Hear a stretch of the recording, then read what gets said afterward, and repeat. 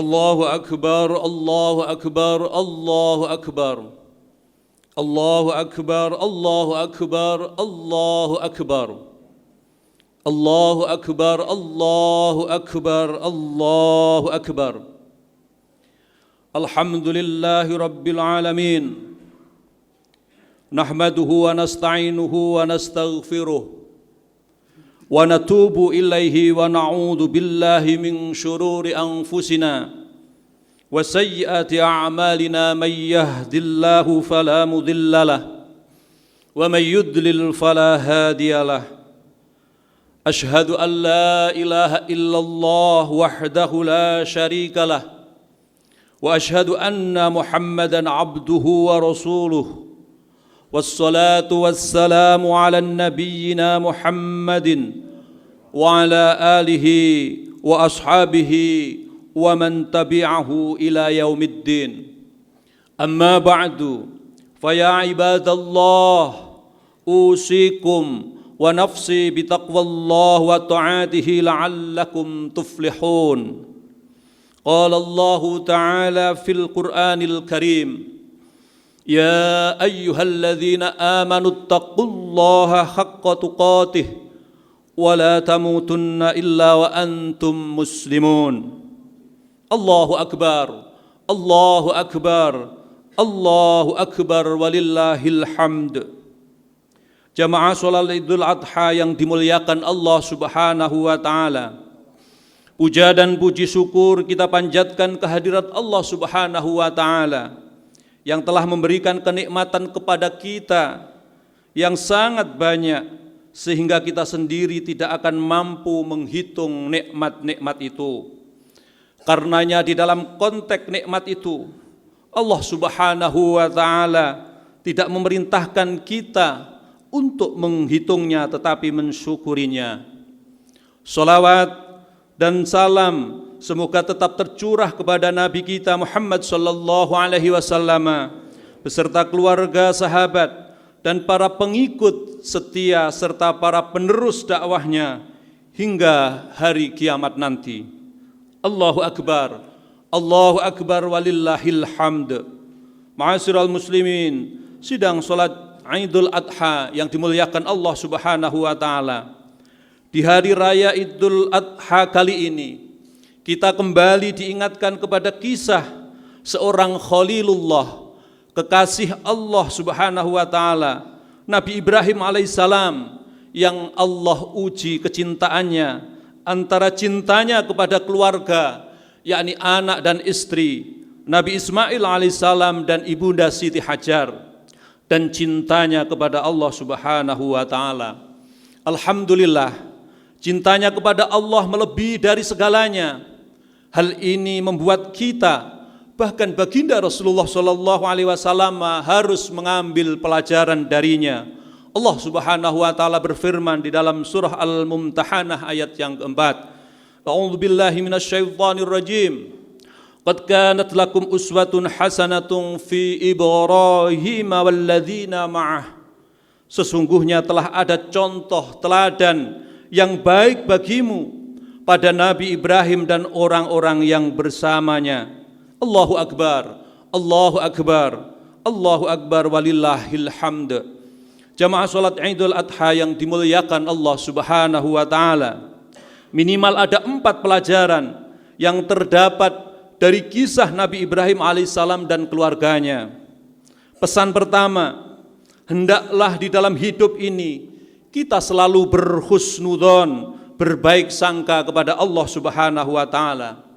Di dalam sebuah kitab Anbiya Allah, nabi-nabi Allah yang dikarang oleh Imam Ahmad Bahjat, beliau menjelaskan, pada suatu hari Ibrahim alaihissalam terbangun dari tidurnya. Tiba-tiba dia memerintahkan kepada istrinya Siti Hajar untuk mempersiapkan perjalanan dengan membawa bayinya Ismail alaihissalam. Perempuan itu segera berkemas untuk melakukan perjalanan yang panjang. Pada saat itu Nabi Ismail masih bayi dan bahkan belum disapih. Ibrahim alaihissalam melangkahkan kaki menyusuri bumi yang penuh dengan pepohonan dan rerumputan. Sesampai akhirnya tiba di padang Sahara, beliau terus berjalan hingga mencapai pegunungan, kemudian masuk ke daerah Jazirah Arab. Ibrahim menuju ke sebuah lembah yang tidak ditumbuhi oleh tanaman dan tidak pula buah-buahan. Tidak ada pepohonan, tidak ada makanan, tidak ada minuman. Tempat itu menunjukkan tidak ada kehidupan di dalamnya. Dan daerah itu sekarang kita kenal daerah Makkah Al-Mukarramah. Di tempat itu beliau menurunkan anak dan istrinya. Kemudian setelah itu tanpa berkata-kata, beliau meninggalkan istri dan anaknya di sana. Mereka berdua hanya dibekali dengan sekantung makanan dan sedikit air yang tidak cukup untuk 2 hari. Setelah melihat kiri dan kanan, beliau melangkahkan meninggalkan tempat itu. Tentu saja Siti Hajar terperangah diperlakukan demikian. Dia membuntuti suaminya dari belakang sambil bertanya, "Ibrahim, hendak pergi kemanakah engkau? Apakah engkau akan meninggalkan kami di lembah yang tidak ada sesuatu apapun ini?" Ibrahim alaihissalam tidak menjawab pertanyaan sang istri. Beliau terus berjalan. Siti Hajar kembali mengulangi pertanyaannya, tetapi Ibrahim alaihissalam tetap membisu. Akhirnya Siti Hajar paham bahwa suaminya pergi bukan karena kemauannya sendiri. Dia mengerti bahwa Allah memerintahkan suaminya untuk pergi. Maka kemudian dia bertanya, "Apakah Allah yang memerintahkanmu untuk pergi meninggalkan kami?" Ibrahim menjawab, "Benar." Kemudian istri yang solihah dan beriman itu berkata, "Kami tidak akan tersia-siakan selagi Allah bersama kami. Dialah yang telah memerintahkan engkau pergi." Kemudian Ibrahim terus berjalan meninggalkan mereka. Allahu Akbar, Allahu Akbar, Allahu Akbar walillahil hamd. Jamaah salat Idul Adha yang dimuliakan Allah Subhanahu wa taala. Dari kisah tersebut, bagaimana Nabi Ibrahim dan Siti Hajar mampu berbaik sangka kepada Allah Subhanahu wa taala. Mereka meyakini bahwa selagi mereka bersama Allah, maka tidak akan ada yang menyengsarakannya, tidak akan ada yang dapat mencelakainya, tidak akan ada yang dapat melukainya. Bila kita di antara manusia banyak yang frustasi dalam kehidupan ini, atau banyak manusia sengsara, bukan karena sedikitnya nikmat Allah berikan kepada mereka, akan tetapi karena sedikitnya husnudzon, berbaik sangka kepada kebaikan Allah Subhanahu wa taala.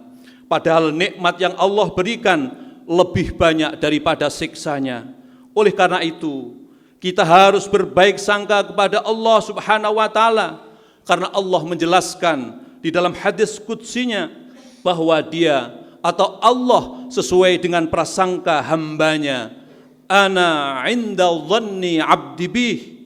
Dari Abu Hurairah radhiyallahu an berkata, bersabda Rasulullah sallallahu alaihi wasallam, Allah berfirman, "Aku tergantung pada prasangka hambaku dan aku bersamanya jika ia mengingatku."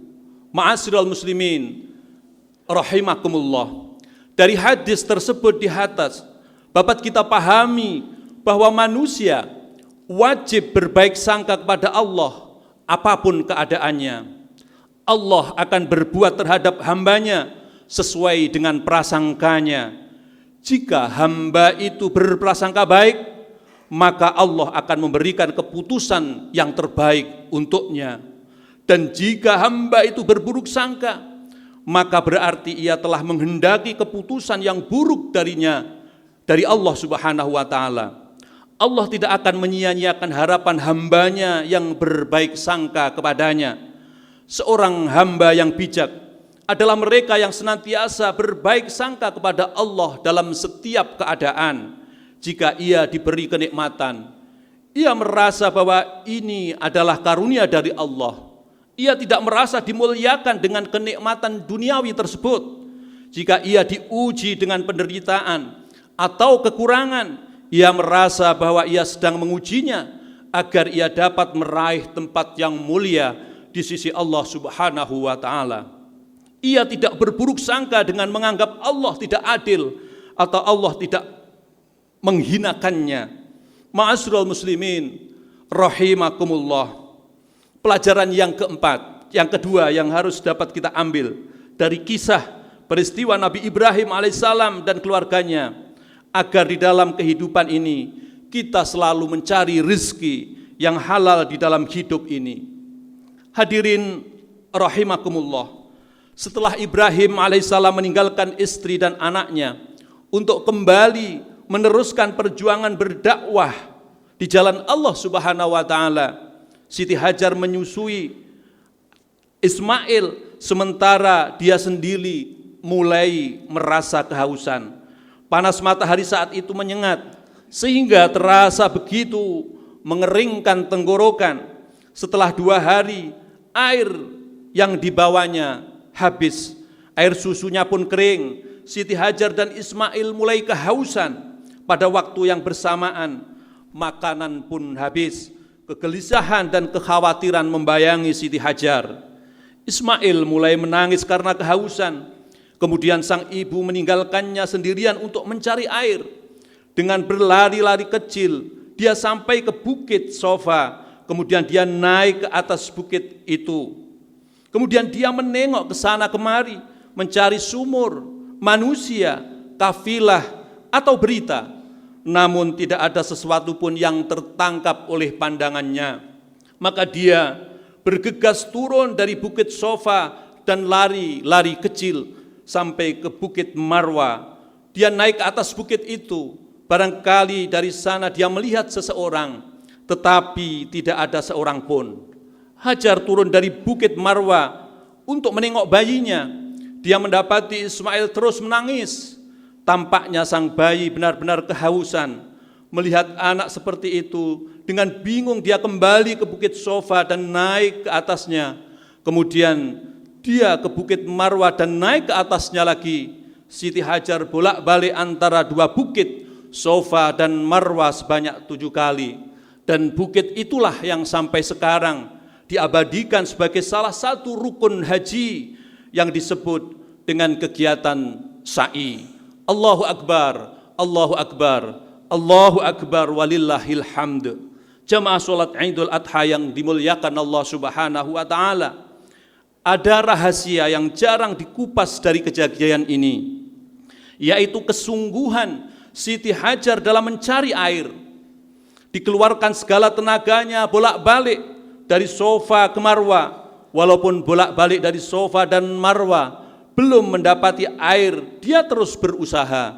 Walaupun akhirnya air itu ada di dekat anaknya sendiri yang sekarang dikenal dengan sumur Zam-Zam. Ini memberikan pelajaran kepada kita untuk bersungguh-sungguh dalam menjemput rezeki dengan mengeluarkan segala kemampuan yang kita miliki. Karena kita diperintahkan bukan cuma melihat hasil, tetapi juga usaha dan tenaga yang kita keluarkan. Rasulullah Shallallahu Alaihi Wasallam sangat mencintai orang-orang yang bekerja keras. Rasulullah Shallallahu Alaihi Wasallam bersabda, tidaklah sekali-kali seseorang itu makan makanan lebih baik daripada apa yang dimakannya dari hasil jerih payahnya sendiri. Dan Nabi Daud alaihissalam itu makan dari hasil jerih payahnya sendiri. Hadis riwayat Bukhari. Bahkan Allah Subhanahu wa taala berfirman di dalam surah Jum'ah, fa idza qudiyatis sholatu fantasiru fil ardi wabtaghu min fadlillahi wadhkurullaha katsiran la'allakum tuflihun.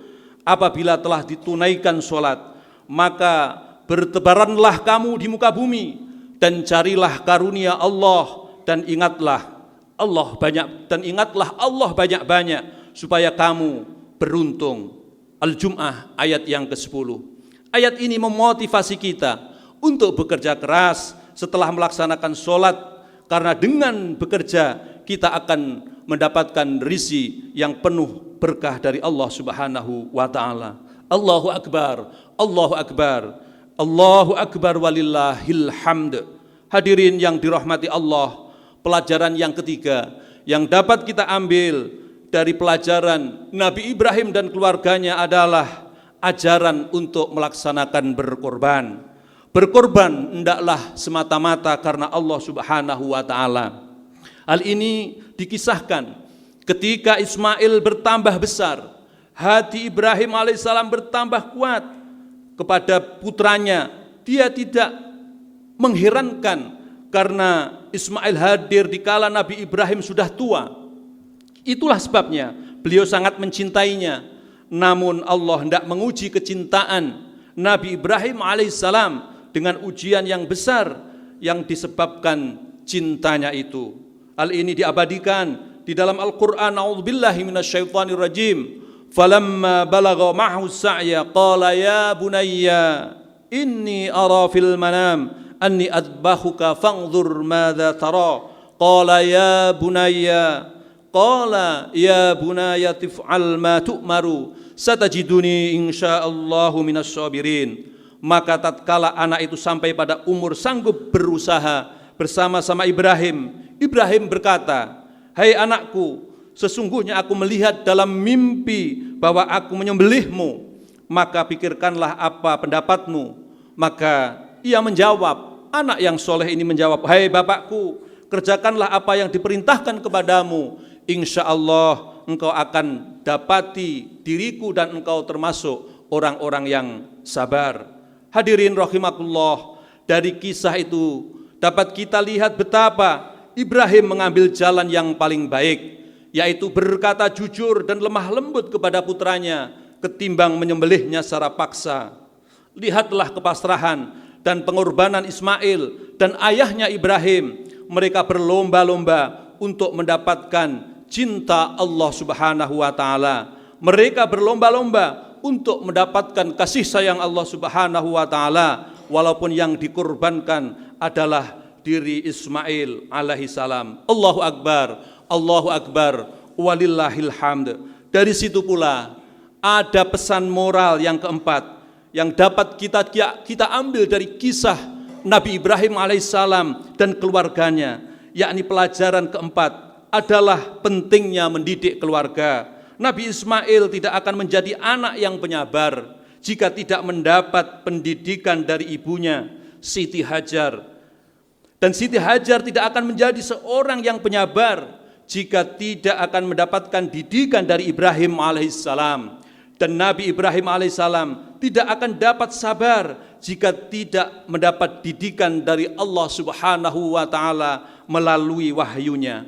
Seorang anak dalam perkembangannya membutuhkan proses yang panjang, maka peran orang tua dalam membentuk perilaku dan akhlakul karimah bagi anak-anak kita tidak perlu dan tidak hanya cukup untuk diceramai. Sangat dibutuhkan perhatian sempurna kepada anak semenjak dari masa mengandung, melahirkan, hingga sampai masa dewasa. Kewajiban ini diberikan di pundak orang tua, agama dan hukum masyarakat. Karena seseorang yang tidak mau memperhatikan pendidikan anak dianggap orang yang mengkhianati amanah Allah Subhanahu wa taala. Sebagai ahli ilmu mengatakan bahwa Allah Subhanahu wa taala pada hari kiamat akan meminta pertanggungjawaban setiap orang tua tentang perlakuan mereka terhadap anak dan keluarganya. Mudah-mudahan khutbah yang singkat ini ada guna dan manfaatnya. Barakallahu li wa lakum fil Qur'anil azim wa nafa'ani wa iyyakum bima fihi minal ayati wa dzikril hakim wa qur rabbighfir warham wa anta khairur rahimin.